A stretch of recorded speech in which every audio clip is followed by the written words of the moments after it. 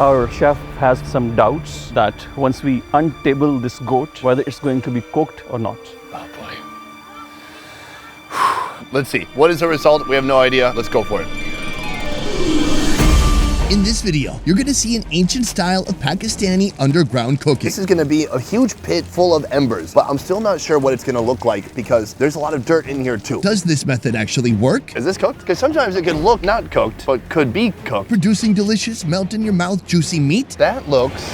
You'll find out soon enough, but first, let's back up. Our Pakistani journey started in the megacity of Lahore with a population of over 11 million. Today, Ali and I are heading to the countryside to experience a different way of life. Am I still in Pakistan? And a different approach to food. Oh, okay. So many things I've not expected that are happening right now. It all starts with breakfast. We have Naseem Bibi, who's a local woman here with us, and she's making a very refreshing local drink for us, which is called Lassi. Lassi, a dairy drink made from fermented yogurt, was actually created in this part of the world. So then she puts in her wood blender, she secures this to it, this kind of twine. Okay, this is like a old school gym equipment. What makes this Lassi special is that this yogurt came from buffalo milk. It is going to take her 15 to 20 minutes of doing this exercise, and then the end product will be ready for us. Separate the butter from the lassi and enjoy. Am I still in Pakistan? You very much are in Pakistan, considering the kind of food that is in front of you. Meet Ali. He's the one who made this Pakistan food journey possible. By his side, the lord of this mansion and the host of today's event, Mr. MUZAFFAR TARRAR'S. We have a beautiful spread in front of us. Could you kind of give me a food tour? Starting from here, these are the sweetened, long-aged carrots. Oh, that's a carrot? Yeah, with the sweetened carrots. Wow, that is super unique. Tastes good. Like a carrot that's been soaking in sugar for 3 days. I've never had anything like that. From sweet pickles to the real pickle, mango pickle. I didn't know you could pickleize a mango. In this part of the world, mango is the most famous form of the pickle. Oh, very sour, super salty. It's like a green olive times a million, but I like it. Here, these are parathas, but these are not your ordinary parathas because they have different stuffings going on. Paratha is a flatbread made from layers of dough with delicious stuffings inside, like spiced potatoes. It starts with the dough, flour, salt, oil, and water. Fill that with mashed potatoes, coriander, green chili, pomegranate seeds, salt, and red chili powder. Add butter, then a doughy lid on top. It reminds me a little bit of 2 chapatis with some stuffing in between. It's super heavy. I can taste the potato inside. I love the bready part on the outside. And then there's just a burst of flavor from the masala. Super delicious. I love it. Next up, the fenugreek paratha, smashed with a mortar until it becomes a mushy paste. I'm gonna try a little bit of this one too. It's super fresh. It tastes more grassy. Like it has a really strong chlorophyll taste to it. That's really good. Does the butter go on anything here? I use it on everything. On everything. That's the result of the lassi making, right? Exactly. So this is the byproduct, or for me, this is the product because I love butter. As a butter, it's so different. I think it's unsalted, right? So this, you're just tasting really the pure fat, but without all the saltiness. Oh, I love it. To cap off this breakfast, we have the homemade lassi. Oh, it's so good. It tastes exactly like a sweet yogurt that you can drink. Super delicious, cold, refreshing. I love it. This is a great way to start the day. A lot of new flavors and a lot of things we haven't tried so far. In previous 2 days, I've seen just a lot of meat. Here's a little bit of variety. In the breakfast, it's more about dairy products. But as the day goes along, things will start to get meatier. So we'll take you around. We'll give you the taste of some authentic local goat grilled underground. And then obviously we'll give you a taste of how the local people live. All right, from here, we got a lot to see. With breakfast out of the way, prep for the underground goat cooking can begin. Cooking an entire goat will require a little effort from a lot of people. All hands are on deck. Let's move. Some are tasked with the slaughter, dispatching the goat, skinning it, and allowing it to hang so all its blood will drain out. Others prepare the fillings that will soon go inside the goat. Par-cooked rice mixed with coriander seeds, cinnamon, black pepper, and dried plums. Now we need the marination squad, blending together yogurt, lemon juice, chili powder, turmeric powder, fresh garlic, and fresh ginger. Last, if we're gonna roast an entire goat whole, we're gonna need a little heat. Cue the fire starter. Here we have the pit where the goat is gonna cook pretty soon. I'm still not sure what it's gonna look like when the goat goes in here because there's a lot of dirt in here too. So are they gonna wrap it, put it directly on the coals? I'm not sure, but I'm gonna find out pretty soon. With the prep complete, there's only one man who can bring all these elements together. Meet Chef Mohammed Saeed. Pretty soon, it's gonna be filled with this marinade right here. And if you create more surface area like this, more flavor is gonna get in there. So he's cutting all these little slits, scouring it all over the body. Right now, he's cutting off the butthole. Yeah, we don't need that. No one wants to eat that anyways. Oh, okay. So now they're putting a stick through. That is why he was making the bum a little bigger. The stick goes through, it goes out the other end, like when you eat spicy Pakistani food. From here, it's time to put the masala inside. This is a ton of flavor in here, but then now he's putting in the rice. The rice has just been par cooked because it's gonna finish cooking while it's inside the goat. After the goat is fully stuffed with masala and rice, the chef adds a final fistful of almonds, raisins, and walnuts. Now he coats the animals from head to... from neck to toe, using the remaining masala. Once the stomach is sealed, it's ready for the pit. So we have our goat right here. Gentlemen, please proceed. Anytime you're burying an animal to cook, there's always a chance something could go wrong. They've kind of built a groove into the mud here. So as they put it down, the stick fits perfectly into that groove. Timing, Right now I can see there's a bunch of embers underneath. temperature, It's very hot. the distance between the heat and the meat. These grooves are not deep enough, so they're gonna dig these even deeper so the goat can go deeper into the hole. It all must come together perfectly. Now they're gonna put it in the new, more deeply dug grooves. If you're off, it's over, and there are no redos. They're bringing over a giant lid. It might look like a table, but it's absolutely not a table, it's a lid. I'm trying to figure out how this works because there is still plenty of space between the hole and the lid. Oh, bricks. So this is how they seal it, because we want to keep as much heat in there as possible. It's essentially roasting and steaming at the same time. From here, it's just about getting this kind of sealed so all the heat is going to stay inside. As the goat is sealed, so is the fate of this meal.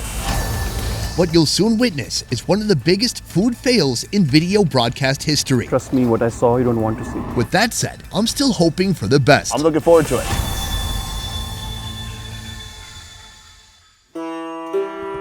While the goat is roasting, we're heading out of the compound and deep into the village, where you'll witness an unusual food creation you'd never see in the city.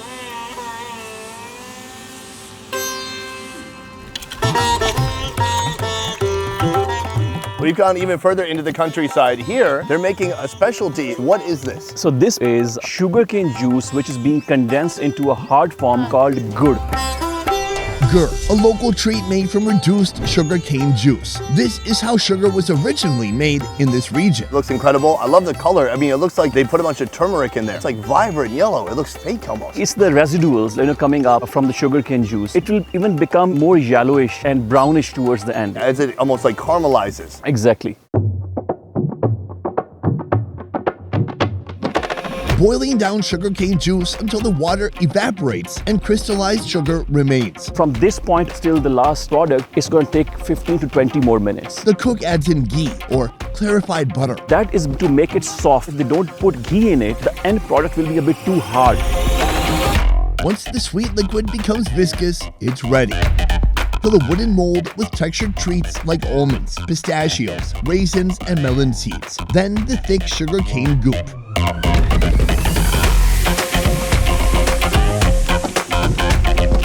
They've poured it all from this huge pan into here. I'm putting my hand just above it. It is still really hot. This guy's like, you better not put your freaking handprint in there. I'm not gonna, but I might put my initials. As it cools down, it's gonna become thicker and thicker. Eventually, we're gonna be able to eat it, but it's still hot.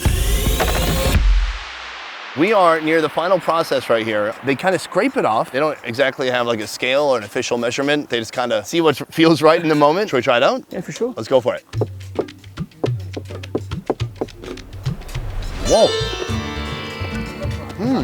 Oh, how would you describe that? Reminds me of Korean corn tea, but also you could call it Pakistani fudge. The nuts and fruit in there give it some lovely texture. It's so sweet, so addictive, because it is just that reduced down sugar. What we call sugar right now is something very recent. Before that, people actually use these chunks of gur to sweeten their desserts or the milk and the teas. People say that this is healthier form of sugar. I'm not saying that's good for your health, like you should consume more, but if you have to have sugar, might as well have this then, the sugar. This has so much more character, like salt and soy sauce aren't the same. Same comparison here. White sugar and this, not the same. I love it.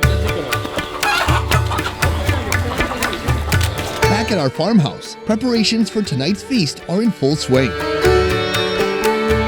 3 hours have passed, and it's finally time to reveal the results of our underground goat roast. Gentlemen, it's a big moment. All day, we've been building up to this point right here in this ground beneath this table. There's a goat. It's either cooked or it's not cooked. This is the moment of truth. Our beloved chef has few concerns that once we untable this goat, whether it's going to be cooked or not. Oh boy. If it's not done all the way, pop it in the microwave. But we're in the village, we don't have a microwave. We put it back. We put it back. All right, let's see.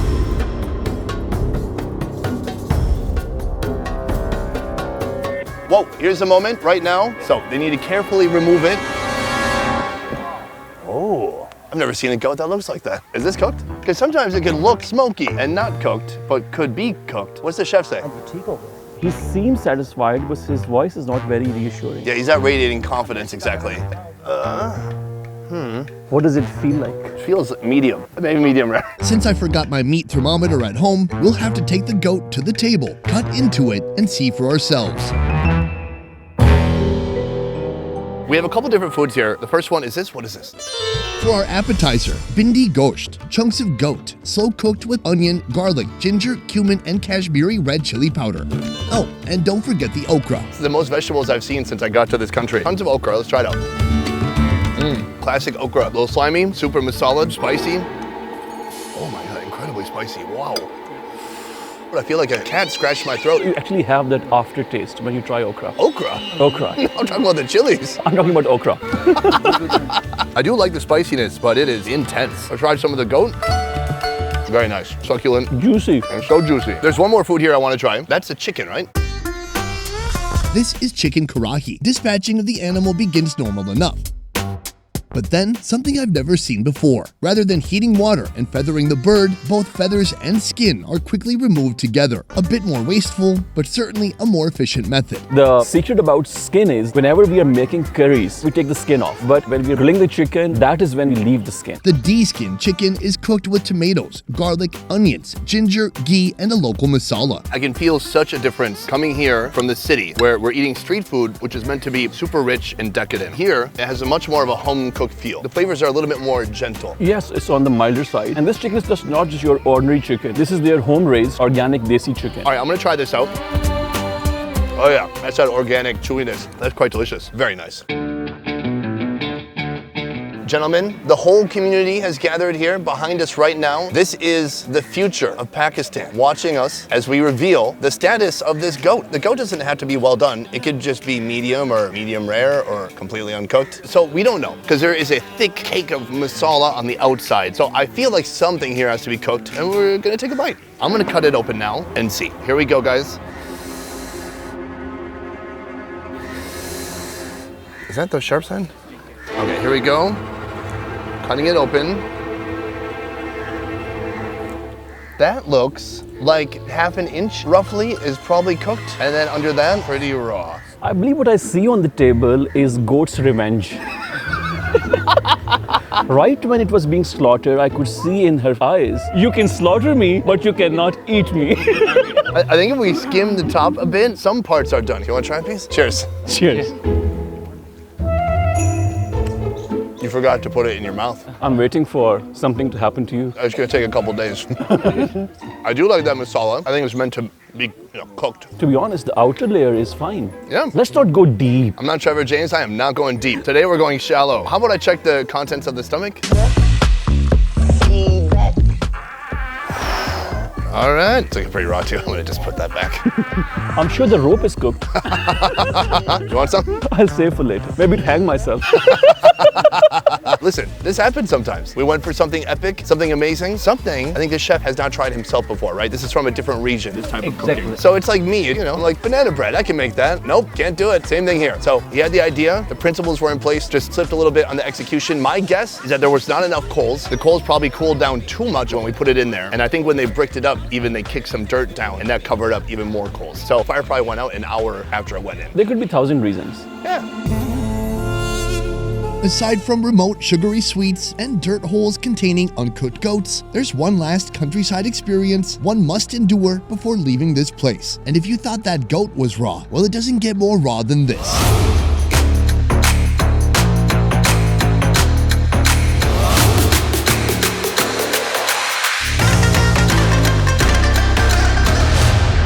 Bro, what am I looking at here? What you're seeing here is a local WWE. This sport is called kabaddi, It's intense, dude. and it's one of the main sources of entertainment in these remote parts. It's very intense in fact. Two teams oppose each other on the field of play. The objective, touch a member of the opposing team, then run back to your side before any of the four can smash you into the ground. What if I play against you? We can do that. I'll do it. Let's do it. Let's do it.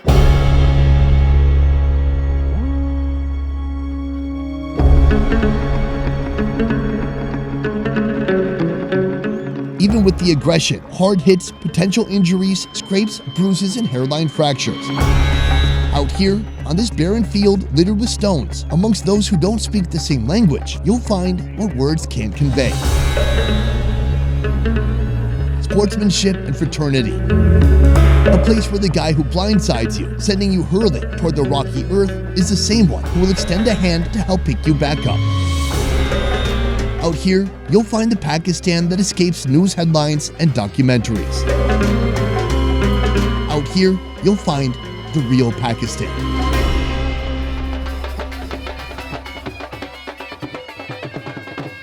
Best Ever Food Review Show is a small team of independent creators, and everything we do here works because of you guys. Click the link in our description to join our Patreon and receive exclusive benefits. A piece. Give it a little bit of a, not a flip. No. So as soon as the fire is ready, the goat is going to go in. And maybe some of those goats too. They're looking juicy. Should we put that in here? Yeah. Is it a good workout? Can I see if she's engaging her lats? No, is he going to cut the ball? Oh, I can tell you one thing. This goat is not going to have any kids at all. You just summed up the goal for us, you know. Oh, This is how it is, exactly. Better than Mark Wiens? Yes.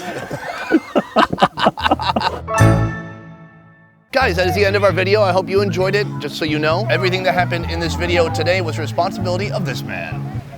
Which man?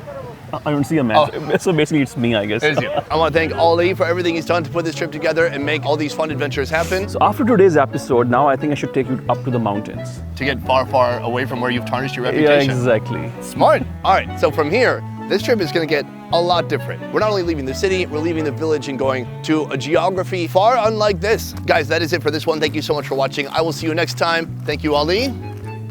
And peace. All right, let's go.